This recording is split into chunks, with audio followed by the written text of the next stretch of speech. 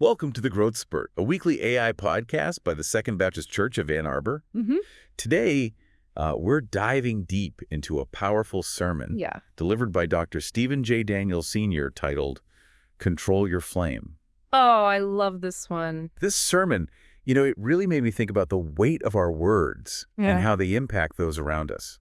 Yeah, it's fascinating how Dr. Daniels uses the image of fire throughout the sermon. Right? He compares the tongue to a flamethrower, highlighting the destructive potential of uncontrolled speech. Okay, let's unpack that analogy a bit. Right. What makes the flamethrower metaphor so effective, you think?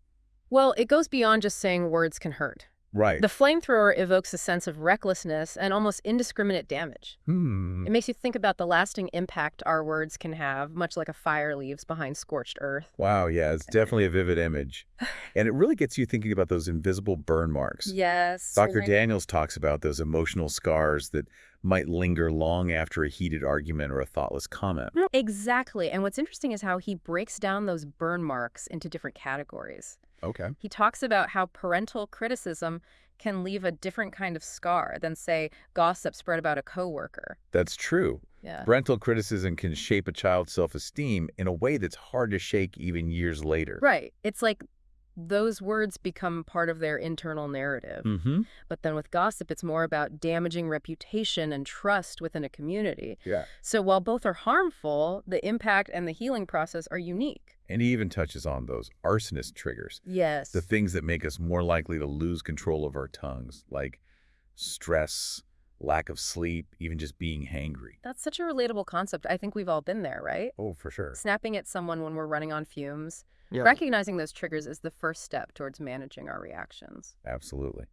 And speaking of managing reactions, Dr. Daniels emphasizes the internal struggle we all face. Yes. The battle between wanting to lash out and knowing that our words have consequences. I see that as a tug of war between our emotional impulses and our rational understanding of right and wrong. Right. It's in that struggle that we define who we are, don't you think?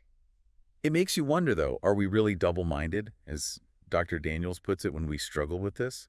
I mean, does wanting to lash out sometimes mean we're not truly committed to being kind? I found that part of the sermon really challenging. He uses the analogy of a spring that can't produce both fresh and bitter water, which is a stark image. But maybe it's not about being perfect.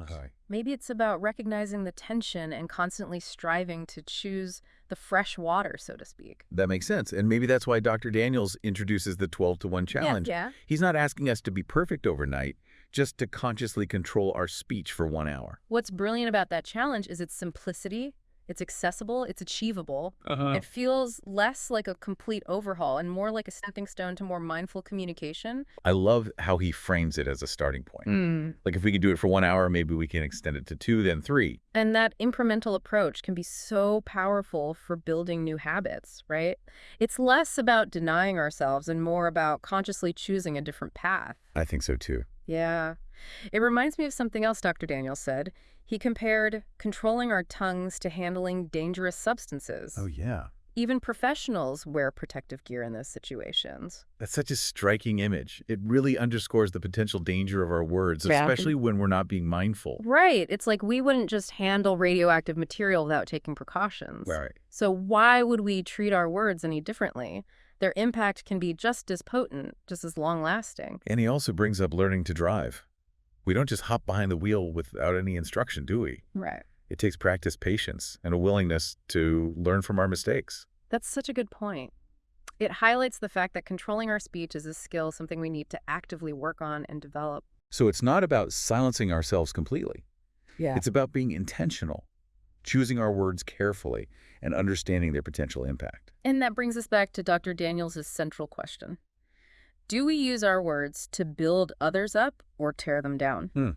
Are we leaving burn marks or offering healing balm?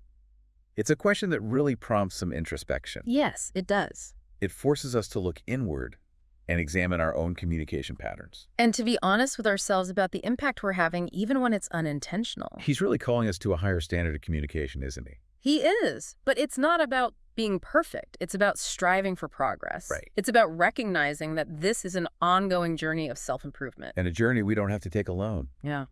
He reminds us that we have God's grace to lean on to help us tame our tongues and use our words for good. It's comforting to remember that, especially when we stumble or fall short. Also made me think about something else. Dr. Daniel said something that really resonated with me. Meant to say, ain't never made nobody feel better. Ooh, that's a good one. It cuts right to the heart of the matter, doesn't it? Our intentions don't negate the impact of our words. Exactly. We have to take responsibility for the words we choose, regardless of what we intended to convey. And sometimes that means acknowledging our communication blind spots. Oh, yeah. You know, those areas where we might be unintentionally causing harm with our words.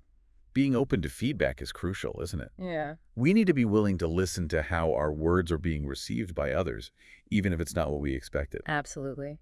And that takes humility, a willingness to admit that we don't always get it right. And what about those times when someone else is the one spewing fire? Dr. Daniels talks about resisting the urge to retaliate, to break the cycle of negativity. He encourages us to respond with grace and self-control, even when it's difficult. It's about recognizing that we don't have to match their energy, Yeah. that we can choose a different path. He also points out that sometimes the best response is simply to walk away. Right. It's about recognizing when a conversation is becoming toxic and choosing to disengage before things escalate further. It's not about being a doormat, though, is it? Not at all. It's about setting healthy boundaries and recognizing that we don't have to participate in every battle we're invited to. And when those battles are unavoidable, he reminds us that we can always turn to prayer, Right. asking God to guard our lips and guide our words. It's a powerful reminder that we don't have to fight this alone. We can rely on God's strength and wisdom to help us navigate difficult conversations. And ultimately, he emphasizes that real transformation in this area begins with a desire to change.